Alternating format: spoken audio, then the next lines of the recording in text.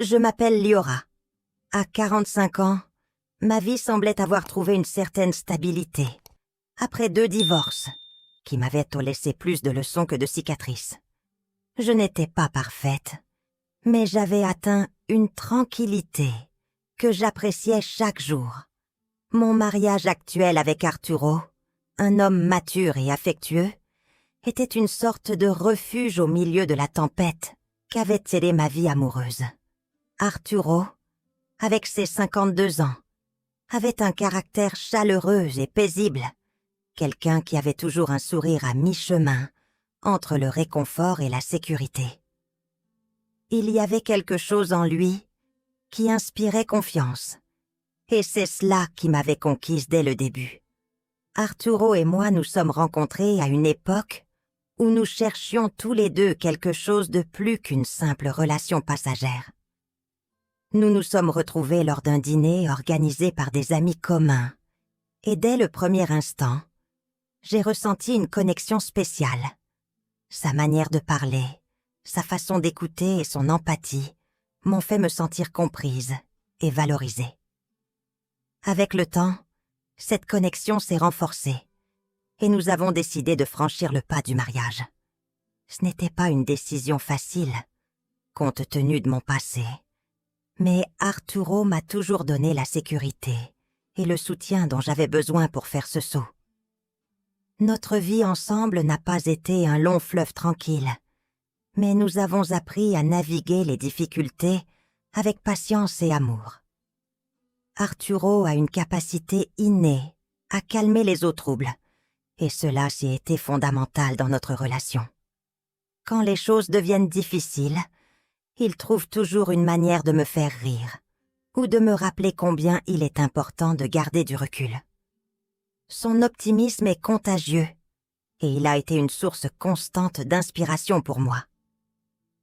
En plus de son caractère, Arturo est un homme aux multiples talents.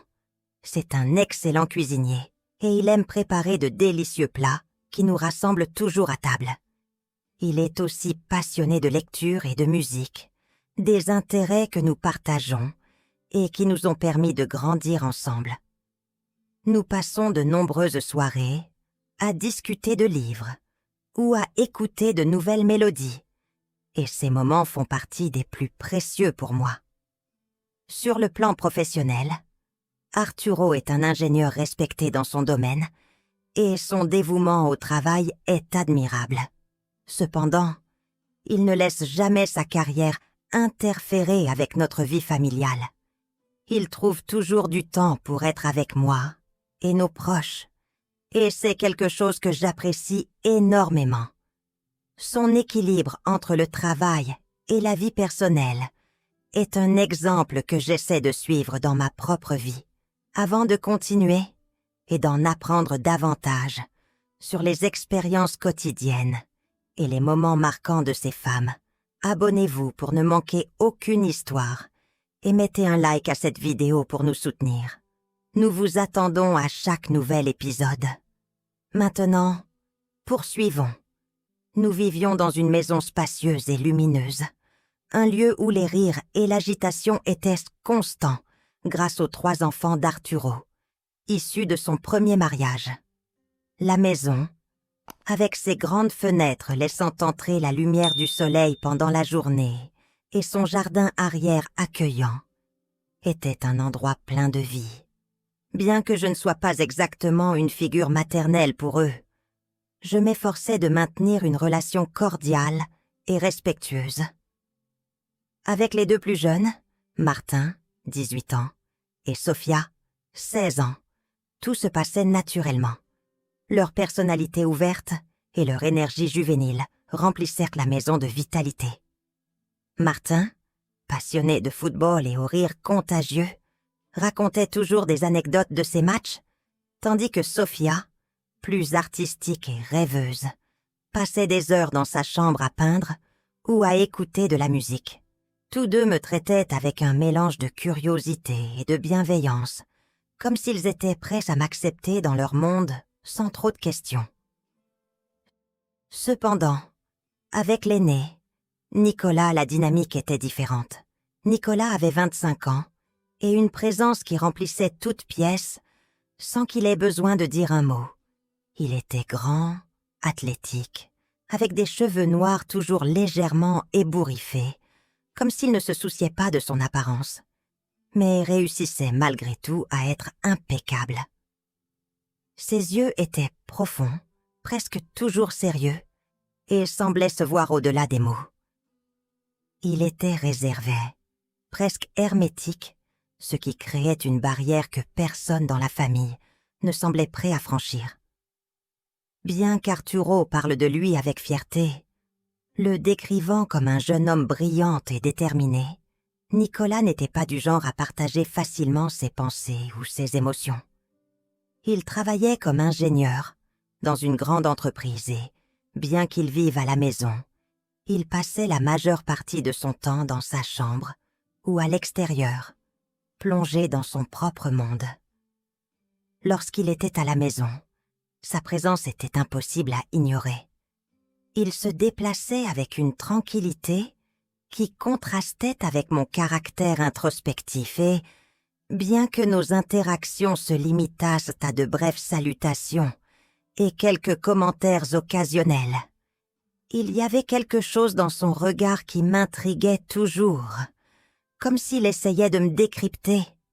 Parfois, lorsque nous étions dans la même pièce, je sentais son regard posé sur moi. Mais quand je me retournais, il regardait ailleurs, comme si de rien n'était.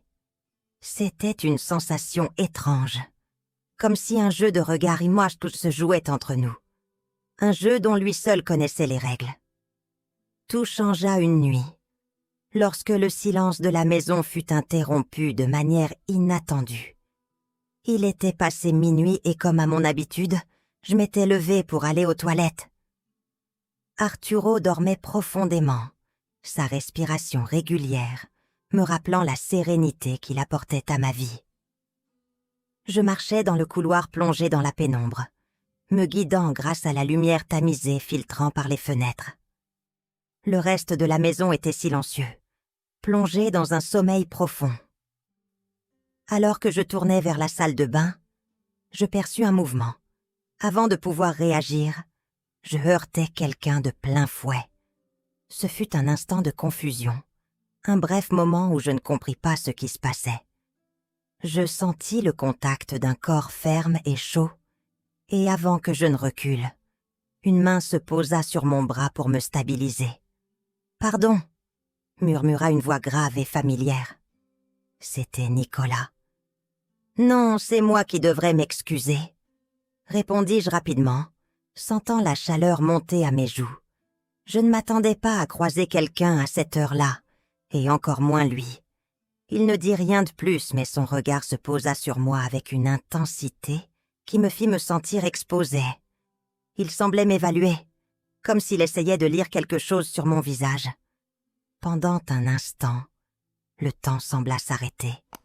Le couloir, éclairé uniquement par la lumière de la lune pénétrant par les fenêtres, devint un espace intime et chargé de tension.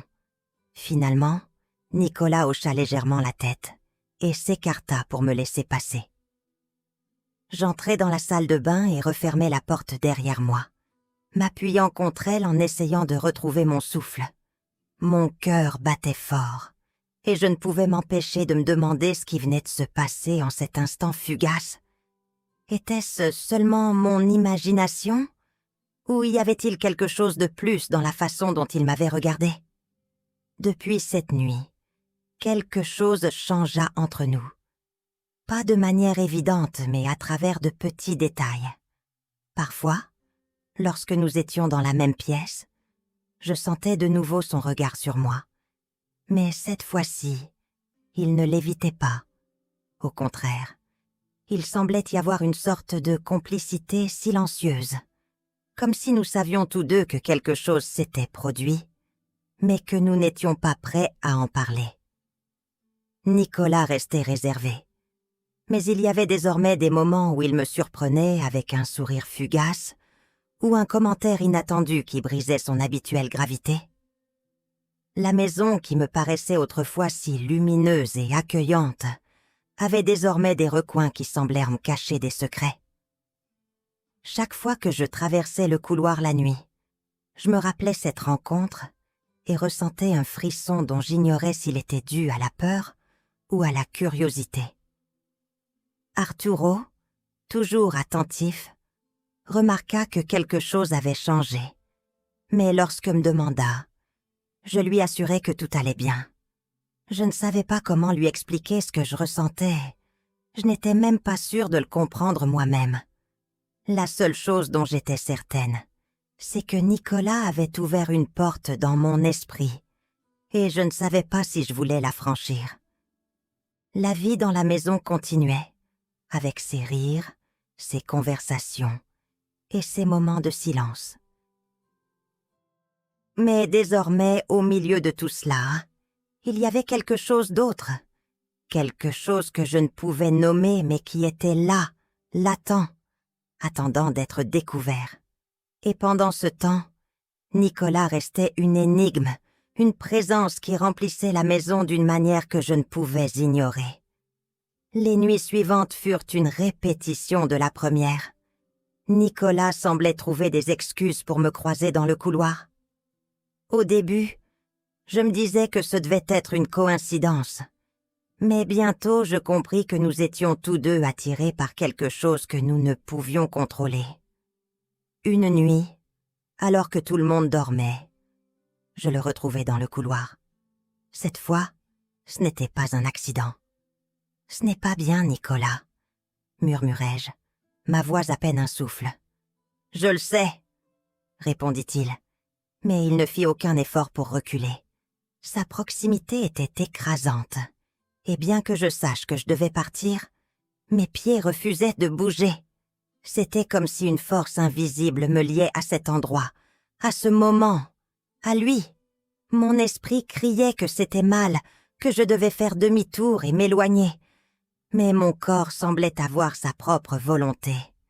Alors, cela se produisit à nouveau. Un baiser. Cette fois, il n'y avait ni confusion ni surprise, seulement le poids d'une décision silencieuse que nous avions prise sans échanger un mot. C'était comme si le monde s'arrêtait, comme si le temps lui-même se suspendait pour nous permettre cet instant de complicité interdite. Les jours devinrent un jeu dangereux. Pendant la journée, nous étions des étrangers, chacun jouant son rôle avec une précision presque théâtrale. Je souriais, je parlais, j'agissais comme si rien n'avait changé, mais au fond de moi, chaque geste, chaque mot était un mensonge. Nicolas, de son côté, gardait cette attitude distante et froide qui l'avait toujours caractérisé. Mais je savais que derrière ce masque, il y avait quelque chose d'autre, quelque chose que moi seul pouvais voir. Mais la nuit, sous le manteau du silence, tout était différent. Nous nous retrouvions dans le couloir, dans la pénombre, où les mots étaient inutiles et où les limites s'effaçaient. C'était dans ces moments-là que nous pouvions être nous-mêmes, que nous pouvions cesser de prétendre et simplement exister l'un pour l'autre. Pourtant, à chaque rencontre, la culpabilité commençait à nous ronger un peu plus. C'était une sensation qui s'installait dans ma poitrine, un poids qui grandissait à chaque regard furtif, à chaque frôlement de main, à chaque baiser volé. Chaque fois que je voyais Arturo, j'avais l'impression que mon cœur se brisait un peu plus. Il avait confiance en moi. Il m'aimait sans réserve, et je le payais par une trahison qu'il ne méritait pas. Arturo était bon, sincère, et il n'avait rien fait pour mériter cela. Mais avec Nicolas, tout semblait inévitable, comme si quelque chose de plus grand que nous poussait vers l'abîme. C'était une attraction que je ne pouvais expliquer, une connexion qui dépassait la raison et la logique. Je savais que c'était mal, mais je ne pouvais pas m'en empêcher. Un jour, lors d'un dîner en famille, la tension devint insoutenable. Nicolas et moi évitions de croiser nos regards, mais c'était comme si tout le monde pouvait sentir le poids de ce que nous cachions. Arturo, ignorant tout, racontait une anecdote, tandis que j'essayais de feindre un sourire. Chaque mot qu'il prononçait était un rappel de ce que j'étais en train de risquer, de ce que j'étais en train de détruire. Je me sentais comme une actrice sur scène, jouant un rôle que je ne pouvais plus tenir. Cette nuit-là, lorsque les autres se retirèrent dans leur chambre, je retrouvai Nicolas dans la cuisine. Il était assis au comptoir, fixant un verre de vin.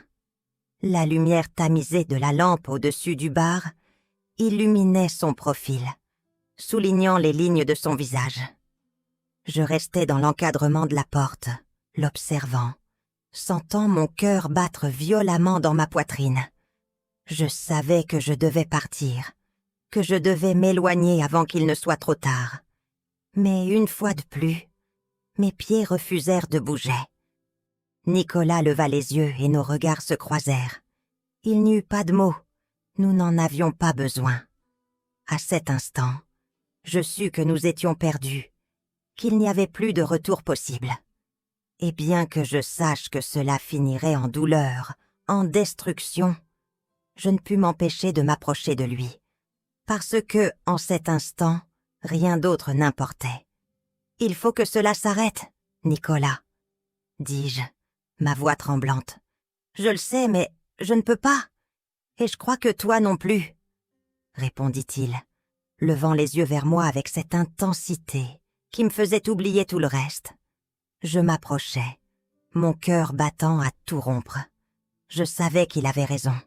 Nous avions franchi une ligne dont nous ne pouvions plus revenir. Mais je savais aussi que nous ne pouvions pas continuer ainsi. Je t'aime, Nicolas, mais ce n'est pas de l'amour. C'est quelque chose qui n'aurait jamais dû arriver. Ses yeux s'adoucirent, et pour la première fois, je vis autre chose que du désir en eux. Je vis du regret, de la douleur. C'était comme si, à cet instant, le masque qu'il avait toujours porté s'était fissuré, révélant une vulnérabilité qu'il n'avait jamais montrée auparavant. Il me regarda avec une intensité qui me coupa le souffle, comme s'il voulait me dire quelque chose. Mais les mots restèrent bloqués dans sa gorge. À ce moment-là, je compris que je n'étais pas la seule à lutter contre mes propres démons. Lui aussi portait les siens. Cette nuit-là fut la dernière fois que nous nous retrouvâmes dans le couloir. Il n'y eut ni baiser, ni caresse, seulement un adieu silencieux qui flotta dans l'air, dense et lourd, comme un brouillard nous enveloppant tous les deux. Il n'y eut pas besoin de mots. Tout ce qui existait entre nous, le bon comme le mauvais, se concentra dans ce dernier regard. Il fit demi-tour et s'éloigna, ses pas résonnant dans le silence du couloir, tandis que je restais là, immobile, sentant le poids de nos décisions s'abattre sur mes épaules. Je savais que c'était la fin de quelque chose qui n'aurait jamais dû commencer, mais aussi le début d'un chemin vers la rédemption. Bien que les souvenirs de Nicolas me hantent encore, je sais que j'ai pris la bonne décision. Il n'y a pas de rédemption sans affronter ses propres erreurs. Et bien que le chemin vers le pardon soit long, je suis prête à le parcourir. Parfois, dans mes moments de faiblesse, je me demande ce qui se serait passé si j'avais choisi un autre chemin. Mais ensuite, je regarde Arturo. Je vois les efforts qu'il fait pour nous. Et je sais que je ne peux pas le décevoir. Je ne peux pas me décevoir moi-même. Le pardon, tant envers moi-même qu'envers Nicolas, est un processus lent. Il y a des jours où la culpabilité m'accable, où les souvenirs de ce qui aurait pu être et n'a pas été me poursuivent jusque dans mes rêves. Mais il y a aussi des jours où je sens que je guéris, où je peux respirer un peu plus librement et regarder l'avenir avec espoir. Je sais que je ne peux pas changer le passé, mais je peux en tirer des leçons. Je peux utiliser ces enseignements pour devenir une meilleure personne, une meilleure épouse, une meilleure version de moi-même. L'amour n'est pas parfait, et les relations exigent un travail constant. Mais s'il y a bien une chose que j'ai apprise de tout cela, c'est que cela vaut la peine de se battre pour ce qui compte vraiment. Nicolas fut un chapitre de ma vie, un chapitre intense et rempli d'émotions, mais il ne représentait pas toute mon histoire. Mon histoire est avec Arturo, avec les rêves que nous construisons ensemble et avec l'avenir que nous pouvons encore partager. Et bien que le chemin ne soit pas facile, je suis déterminée à l'emprunter, pas à pas, la tête haute et le cœur ouvert. Merci de nous avoir accompagnés dans ce voyage d'émotions. N'oubliez pas que votre soutien signifie beaucoup pour nous. Si cette vidéo vous a plu, n'hésitez pas à mettre un like et à la partager. Nous avons encore de nombreuses histoires passionnantes à raconter. Ne les manquez pas. Abonnez-vous et activez la cloche de notification.